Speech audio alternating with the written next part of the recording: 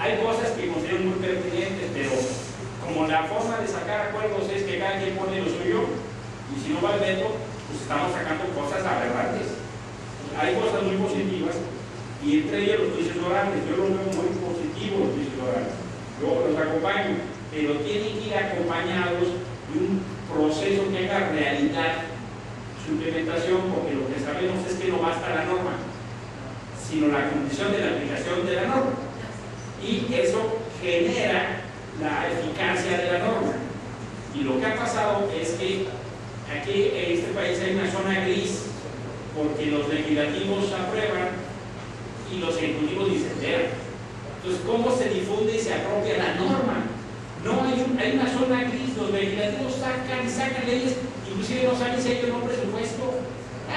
Vamos a hacer un instituto, y ahora le pongo un instituto, y alguien preguntó si hay disponibilidad presupuestaria, o vamos a hacer una ley.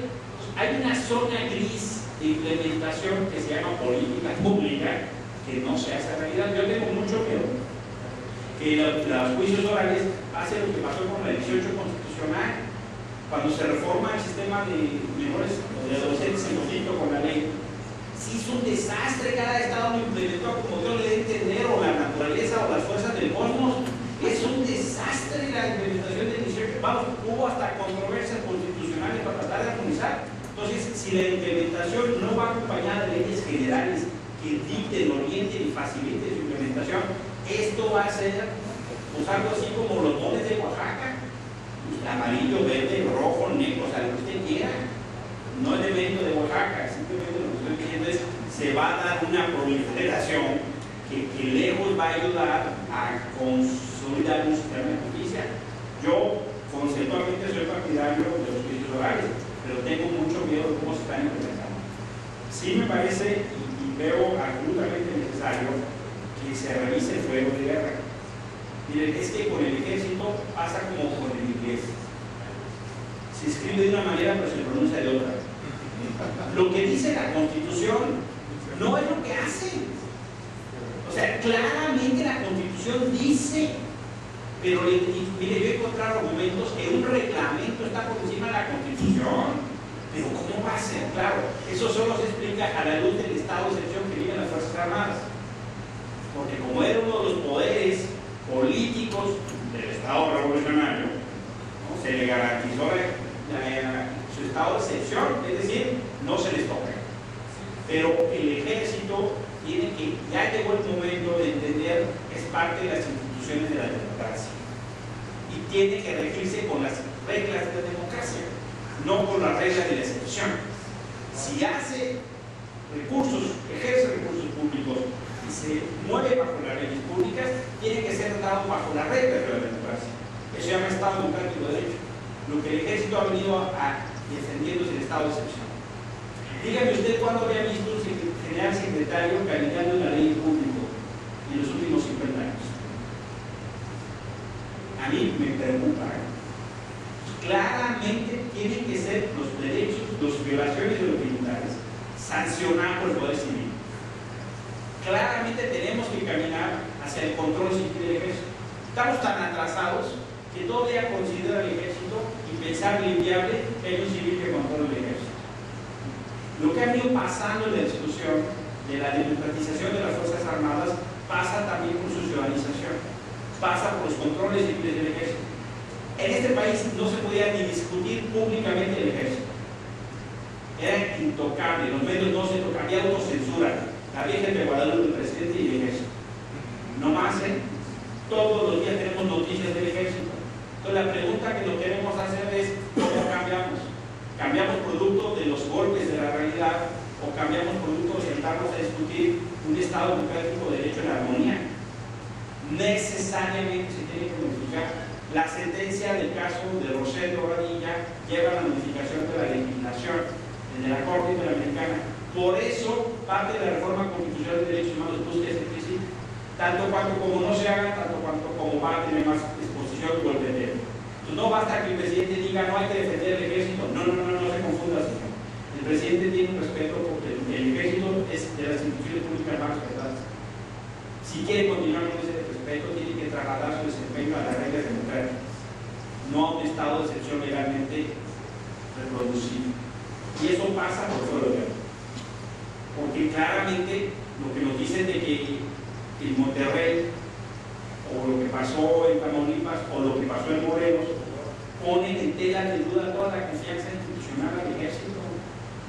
Nos dicen que las granadas, por ejemplo en Monterrey, no se le puede obtener alguna de las esquirlas porque desapareció, porque no hay manera.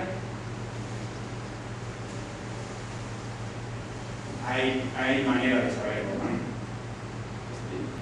Lo que están haciendo es, en esos procedimientos, dinamitar la confianza en la institución, en mi opinión. Claramente se tiene que construir un entendimiento. El tema de los organismos públicos de derechos humanos en este país es un tema que está postergado en discusión. Este año se cumple 20 años de la creación de la CNDH. Una de cada 4 comisiones estatales, en términos legales, no es autónoma. 20 años después. Una de cada 4. Ahora, vamos a la autonomía real. Muchos de los titulares de las comisiones en realidad son empleados de los gobernadores. Y mire, hay un término de relación que demuestra contundentemente la concepción. La ausencia del concepto víctima en relación a lo que usted decía. Cuando uno revisa los informes de las comisiones, el sujeto de análisis es el quejoso, no es la víctima. Y una cosa es que el trámite se llame queja, y otra cosa es que se traslade el trámite a la persona que ejerce un derecho. Para las comisiones de derechos humanos atienden quejosos, no atienden víctimas. Esa confesión de parte, yo solo le pregunto que haga un ejercicio, ¿qué entendemos por quejoso? Oye, aquí hay un quejoso. Francamente yo no lo entiendo como una persona que ejerce derechos. Es la administración de un conflicto. Y la administración de ese conflicto tiene que ver justamente con el papel donde se ubica la institución. En mi concepción de las cosas, las comisiones de derechos humanos sirven para proteger víctimas. Y ahí no hay neutralidad posible. Es decir, se puede hacer un procedimiento en base y pedir información a la autoridad, pero la carga de la prueba recae en la autoridad. Si la autoridad no desmonta el dicho, se da por cierto. ¿Por qué? Porque si la comisión tiene la convicción de que hay una violación a los derechos humanos, su papel es estar con la víctima. Por eso el concepto víctima tiene la importancia central. Revise los informes y va a ver que nunca hablan de víctimas, hablan de quejosos. Esa es una falla de origen estructural que se reproduce en los códigos, en los procedimientos, en los catálogos de violación de los derechos humanos. Por eso le dicen, traiga sus testigos, porque reproduce en chiquito la norma del proceso penal, que es otro vicio de las comisiones, cuando el procedimiento debe ser extraordinariamente distinto. No es la demostración de un delito, sino es la convicción de que se violaron o no los derechos humanos. Y luego hay cuentas para el carril administrativo y penal. El problema es que el proceso de origen de las comisiones es una pequeña reproducción que chafa del proceso legal y penal mexicano. Chafa. No genera la... El ombudsman es una institución cuya magistratura es una magistratura moral y tiene la convicción de decir que hubo una violación. Es la autoridad constitucional facultada para eso. No es un sistema jurisdiccional, es no jurisdiccional. Y luego tiene causa para eso. El problema es que nuestro sistema no jurisdiccional es un desastre en ese particular.